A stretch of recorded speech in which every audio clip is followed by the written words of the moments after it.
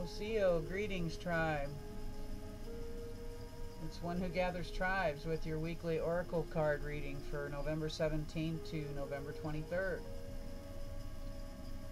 I know since the last reading I did the 3-card spread, I've had many blessings. Shark reminded us to trust our instincts. The crystals reminded us to focus our intention. And Grandmother Owl always brings great wisdom, watching for signs. So it's been a blessing since that week, especially with the 11/11 energies and this eclipse and new moon energies. Time to release and create new beginnings. So this week we start out with Coyote from the Power Animal Oracle card deck. These are all from Stephen Farmer. And Coyote's quite the trickster. He represents sociability, adaptability, and he's the wisdom keeper. He's also known as the wise fool. This card says, accept your follies and find the teaching in them. So just pause for a moment. Thought about all those times when you acted thoughtless or foolish, perhaps even recently? How did you feel about that? When something happened like that? Embarrassed? Ashamed? The Coyote comes today to tell us that it's time to let that go, to stop attacking or shaming yourself. It's not just about forgiving yourself, it goes way beyond that, to loving the fool inside of you. That part of you that with such childlike innocence behaves in such a way that sometimes brings on social or even self-condemnation.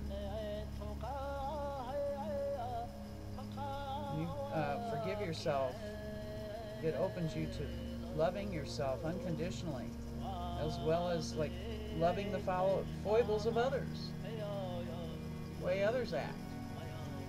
The burden of such shame is just too great for anyone to carry. So you must see this with a sense of humor. When you do something foolish, the sooner you can laugh about it with yourself, not at yourself, the sooner you can move to a place of true self-acceptance. It's only often later when we look back at these situations that we can discern the more important lessons and the wisdom contained within them. Lessons to learn from Coyote.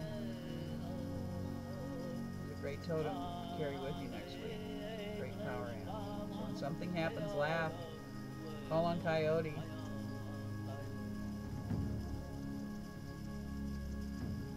The next card I pulled is from the Earth Magic deck, and it's the Autumnal Equinox. I'm sorry, I can't say that. Autumnal Equinox. And its meaning is to release. In many areas of the world, there are trees preparing for the winter and conserving their energy by contracting their life force. That is, they release their leaves, which the required rays of the sun and nourishment from the earth in order to maintain robust growth and appearance is dwindling. It's not a decision the trees make. Instead, it's a natural response to the decreasing cycle of light that sets up that gradual release of their leaves. And it's just truly amazing how not only the trees, but all Mother Earth's creatures simply know what to do with the changes in climate.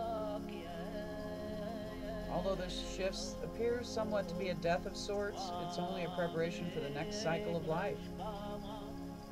One that naturally follows the more extreme contraction of winter as an aspect of the life, death, rebirth cycle that we find represented in so many different ways. So now's the time to let anything in your life fall away that is no longer useful or needed for emerging expression of who you are. Allow yourself to gradually shed what has become burdensome, no longer congruent with your soul's purpose. Release it. Conserve your energy by allowing yourself more rest while at the same time making those winter preparations. Look especially at your material possessions and be brutally honest as you discern which that you can throw away, which that you can give away, or somehow release it. Give everything up. Release. Consider shedding relationships that have served their purpose and are no longer viable, as well as work or a job that's become devoid of interest and passion. With release comes a sense of being much lighter, just like the trees that openly bare their nakedness once their leaves have departed. It gives us room for whatever new life is ready to birth, following a period of quiet and gestation. So let go of whatever has outlived its purposefulness and trust that something else will take its place. Trust in your flow. Release what no longer serves you and trust in your flow.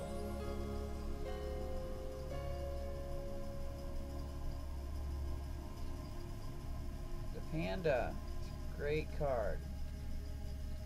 In preparation of these divine celestial times we're going to have on 12/21/12. Panda is associated with vegetarianism, polarity, willpower, solitude, privacy, sacred space, intuition, perspective, gentleness, strength, flexibility, modesty, and economy. So Panda has many great attributes as our spirit guide for this next week. And it says, create a sacred space for yourself in your home and or place of work. So it's very important, I believe, in these times that we're coming up on, that we have a sacred place that we can go to and meditate. Just sit and be quiet and listen to what comes to us. If this isn't possible to do at work, it becomes even more important that you find this space for yourself at home. This is a space that's your territory, whether it's an entire room or a corner of your living room or bedroom. You can always place a cozy pillow or chair there and set up a simple altar, one that contains a few pieces that are both personal and precious. Include a candle in your space that you can light when you're abiding there and sitting there. Water is good to have near you. Make it a comfortable place to hang out, with no agenda or compulsion to do anything. As Buddha said, don't just do something, sit there. Just sit there and be quiet. You might find all sorts of reasons or excuses not to do this, but don't cave into these internal objections. Make it important enough for your emotional and mental health and balance to create this kind of private spiritual sanctuary. Be sure to do nothing in particular for a good period of the time while you're there. We're always in this rapid pace in our lives. And with these growing intensities in the world, it's even greater cause for doing so. Sitting and releasing and becoming one with yourself. Your sacred space, it's a place of solace. Solace, so where you can more closely listen to your inner voice and feelings and tap into the life force that's inside. It's expressing itself to you and as you.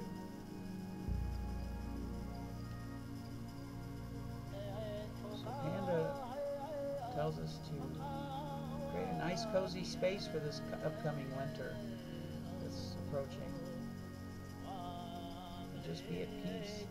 So we have a great reading for next week. We have Coyote, the Wise Fool. So anytime something happens to you, laugh and accept it and move on and thank Mr. Coyote for coming to you. We have the reminder to release what no longer serves you, the autumnal equinox card. Release what no longer serves you and only honor the new beginnings that are approaching. And we have Panda, where we create a sacred space where we can just go and be, especially since it's winter. You can't go outside as much. I know I'll be spending a lot of time in my sacred space. I thank you for listening. I hope that this is a really blessed reading for you for next week as you walk your path.